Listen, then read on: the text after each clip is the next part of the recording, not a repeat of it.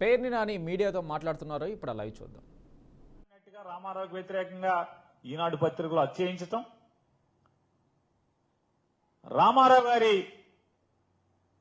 యశస్సుని, ప్రజల్లో ఆయనకున్నటువంటి పరపతిని మసిపూసి మొత్తం కూడా తన శ్రేయోపత్రికలో రాయించి రామారావు గారి పలుకుబడిని పలచనం చేసి కూలదోయటం అనేది ఇవాళ ఈ రాష్ట్ర ప్రజలందరూ కూడా మనందరం సాక్షులమే. అంటే పేపర్ని ఎలా వాడుకుంటాడు అంటే ప్రత్యర్థులను కానీ తన రాజకీయ అడ్డంకిగా ఉన్న వారిని కూలదోయటం కోసం లేదా రాజకీయంగా తొలగించడం కోసం ఏ రకంగా ఆయన వాడుకుంటాడనేది మనందరం కూడా సాక్షులమే. అలాగే జగన్మోహన్ రెడ్డి గారి వ్యక్తిత్వాన్ని కూడా ప్రజల్లో హననం చేయటం కోసం, పలసన చేయటం కోసం ఆయన ఈనాడు పేపరు ఇద్దరూ కలిసి ఏ రకంగా అరాచకమైనటువంటి వార్తలను సృష్టించడం, విషం చెమ్మటం జగన్మోహన్ రెడ్డి గారు కాంగ్రెస్ పార్టీలోంచి బయటకు వచ్చిన దగ్గర నుంచి కూడా మనందరం చూస్తున్నాం. ఈ కేసు అసలు ఇదంతా ఏంటి? అసలు జగన్మోహన్ రెడ్డి గారికి ఏం సంబంధం? వాళ్ళ బాబాయ్ గారి హత్యకి జగన్మోహన్ రెడ్డి గారికి ఏంటి సంబంధం? ఏమీ సంబంధం లేకపోయినా సంబంధం ఉన్నట్టుగా చిత్రీకరించడం, వార్తలు అచ్చయించడం, స్టేట్మెంట్లు ఇవ్వటం, ఇదంతా ఎవరు సృష్టించింది? ఇదంతా కూడా అప్పట్లో ఒక ముఖ్య వ్యవస్థలో ఉన్నటువంటి తనకున్న పలుకుబడినంత ఉపయోగించి సిబిఐని ప్రభావితం చేయటమా, ప్రలోభితం చేయటమా, ఎంపీ అవినాష్ రెడ్డి గారిని అలాగే వాళ్ళ తండ్రి భాస్కర్ రెడ్డి గారిని ముద్దాయిలుగా చేర్చింది ఎవరనేది సమాజం అందరికీ తెలుసు.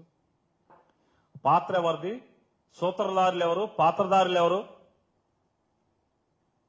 ఎవరి రామ్ లఖన్ సింగ్ ఎవరు? రామ్ లఖన్ సింగ్కి అప్పట్లో ఉన్న వ్యవస్థలో ఉన్నటువంటి ఒక ప్రముఖ వ్యక్తికి లేదా ఆ ప్రముఖ వ్యక్తిని ఆడించేస్తున్నటువంటి ఇక్కడున్న ప్రముఖ వ్యక్తి అందరూ తెలిసి అందరికీ ఎవరెవరు అనేది.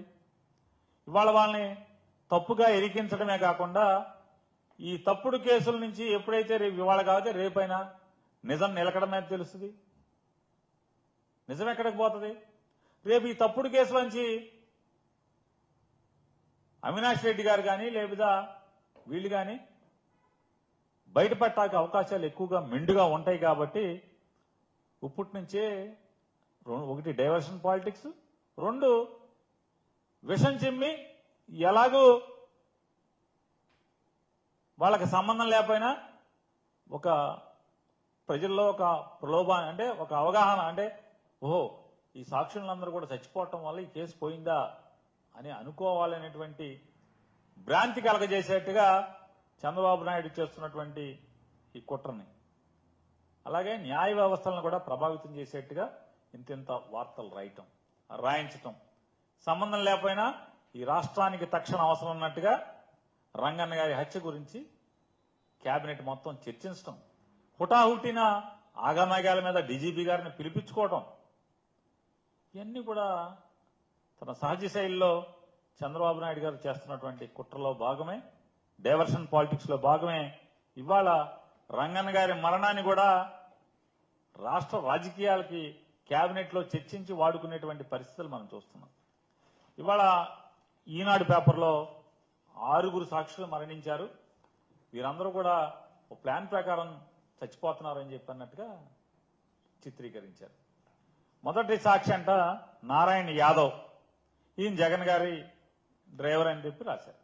వాస్తవమే నారాయణ యాదవ్ గారు జగన్ గారి డ్రైవర్, ఆంతరంగికుడు. ఆయన 2018 సుమారు 2018వ సంవత్సరంలో జగన్మోహన్ రెడ్డి గారు పాదయాత్ర వైజాగ్ చేరుకున్న సమయంలో ఆయన తలలో గడ్డలు ఏర్పడటం వల్ల